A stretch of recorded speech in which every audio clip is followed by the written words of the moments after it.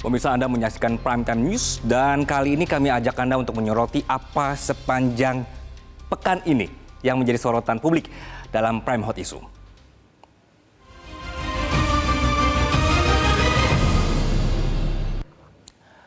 Pemirsa, Prime Hot Issue kita yang pertama ini kasusnya sebenarnya sudah pekan lalu ya. Jadi ini kasus yang kemarin sudah mulai sebenarnya, tapi ini adalah ulah foto Prawet yang pakai flare, kemudian apinya menyabar kemana-mana.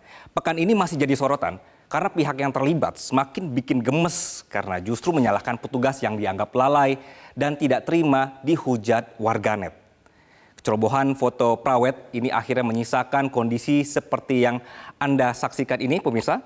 Ini adalah pasca kebakaran ya, jadi sampai hari ke-10 sejak peristiwa terjadi, kepulan asap masih terlihat dan tim di sana terus memantau supaya meminimalisir penyebaran api.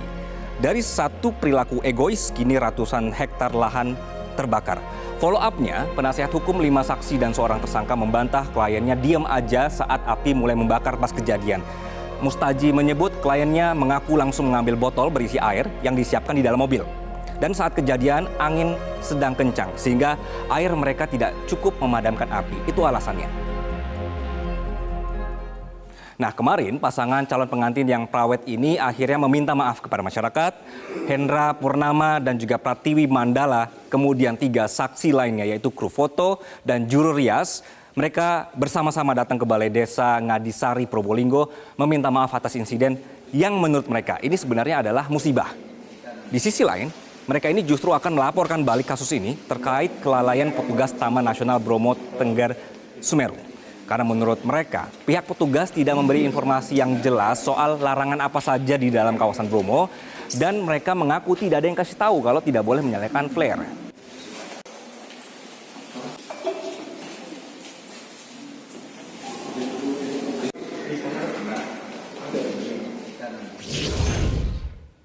Baik, itu alasannya pemirsa, katanya nggak tahu. Kita simak nanti perkembangan kasusnya. Kita akan bergeser ke Prime Hot Issue berikutnya adalah soal temuan polisi soal rumah produksi film porno di Jakarta. Ini akan menjadi informasi kita yang kedua di malam hari ini. Komplotan pembuat film porno ini setelah diselidiki juga melibatkan model, kemudian selebgram, sampai ke artis. Pengungkapan kasus ini bermula dari penyelidikan tim gabungan yang melakukan patroli siber dan diperoleh informasi adanya situs video streaming berlangganan yang menyediakan konten dewasa tersebut. Dari hasil penyelidikan, didapati 5 orang dengan fakta-fakta terjadi tindak pidana mendistribusikan, kemudian mentransmisikan dan membuat akses informasi dokumen elektronik dan bermuatan kesusilaan. Kelima tersangka ini punya peran yang beda-beda.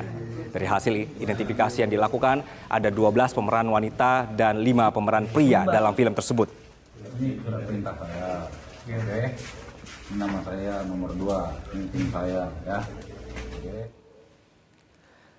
Nah, pemirsa, kita lanjutkan. Jadi, dalam menjalankan bisnisnya, mereka ini memproduksi film sendiri kemudian hasilnya dijajakan dalam bentuk streaming berlangganan yang menyediakan beberapa konten video dengan durasi antara 1 jam sampai 1,5 jam.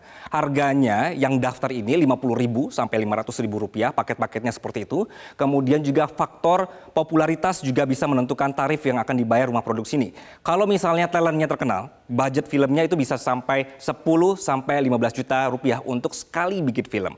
Dalam penggerbekan di Jakarta Selatan, polisi ini berhasil menangkap sutradara, kemudian juga kru filmnya. Kita lanjutkan ya. Nah, dalam 1 tahun mereka menghasilkan 120 film porno yang diedarkan di 3 website. Rumah produksi ini sudah beroperasi sejak tahun 2022. Selama kurang lebih setahun ini, karya mereka sudah tembus 150. Awalnya, mereka ini informasinya bikin film horor sampai komedi. Tapi karena sepi peminat, mereka ubah jadi bikin film porno aja. Dan ternyata laku karena meraup keuntungan sampai di angka 500 juta rupiah.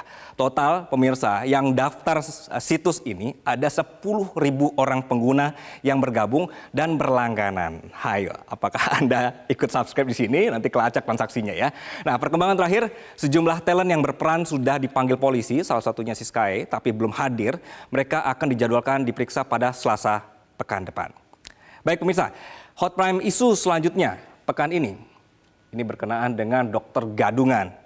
Jadi pekan ini adalah kasus yang sebenarnya mirip-mirip film Catch Me If You Can yang dibintangi Leonardo DiCaprio.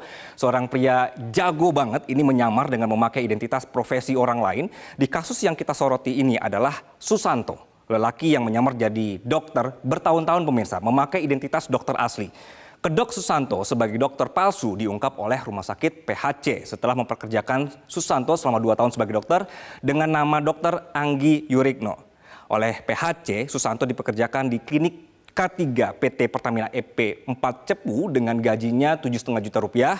Bagaimana seorang Susanto ini melamar pekerjaan dokter dengan nama Anggi Yurikno? Disinilah letak jagonya si Susanto. Karena ketika rumah sakit mau memperpanjang kontrak Susanto yang habis setelah 2 tahun, rumah sakit memeriksa ulang nih semua dokumen pelakunya. Dan ternyata banyak kejanggalan. Akhirnya PHC ini melakukan atau juga melaporkan pelaku ke pihak berwajib. Usut punya usut. Muslihat dokter gadungan di rumah sakit PHC ini bukan kasus pertama. Jadi jauh sebelum itu pemirsa, Susanto ini sudah menjadi dokter gadungan di puskesmas di Grobogan. Dia juga pernah kerja di PMI, Palang Merah Indonesia, Grobogan sebagai kepala UTD selama 3 tahun dari 2006 sampai 2008. Di tahun 2008, Susanto diangkat menjadi dirut Rumah Sakit Habibullah di Kecamatan Gabus, Grobogan, Jawa Tengah. Wow, canggih ya. Nah, setelah pelantikan, yang bersangkutan kemudian ke Surabaya, tapi hilang, tidak pernah muncul lagi. Setelah menghilang, kemudian muncullah kabar dari Kalimantan. Jadi Susanto ini pernah menjadi dokter gadungan di sebuah rumah sakit di Kalimantan. Di sini kedok Susanto ketahuan, setelah diproses hukum, Susanto divonis 20 bulan penjara.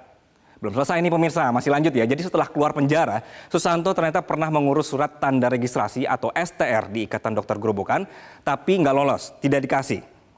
Susanto kemudian diseret ke pengadilan karena menggunakan data identitas seorang dokter bernama Anggi Yurikno. Kejaksaan Negeri Tanjung Perak Surabaya memastikan akan menuntut maksimal si dokter gadungan ini. Kalau dokter yang wawancara kemarin setelah kita juga klinik. Oke, baru kali ini dari film menjadi kisah nyata, begitu ya. Prime Hot isu berikutnya soal ini, pemirsa yang juga pekan ini ramai menjadi sorotan. Kepala sekolah memecat seorang guru honorer yang dituding mengadukan praktek pungli dirinya kepada Inspektorat Kota Bogor. Ternyata sosok guru ini terkenal di murid-muridnya dan rekan-rekannya yang justru membuat kasus ini viral dan mendapatkan perhatian wali kota. Wali Kota Bogor, Bima Arya, kemudian menemui secara terpisah. Ini ketika pada posisi akhirnya dia dianulir ya pemirsa untuk dipecat. Jadi dia ini mengadukan kepala sekolah karena ada dugaan pungli, tapi justru dia yang dipecat. Nah, menurut wali kota, alasan pemberhentian tidak berdasar dan tidak terbukti. Justru wali kota mencopot balik kepala sekolahnya karena hasil investigasi dari Kota Bogor terbukti ada pelanggaran dilakukan kepala sekolah menerima gratifikasi pada proses penerimaan peserta didik baru. Keputusan ini juga akhirnya disambut sukacita oleh sejumlah guru dan orang tua murid. Ini kondisinya atau ini situasi pada saat itu.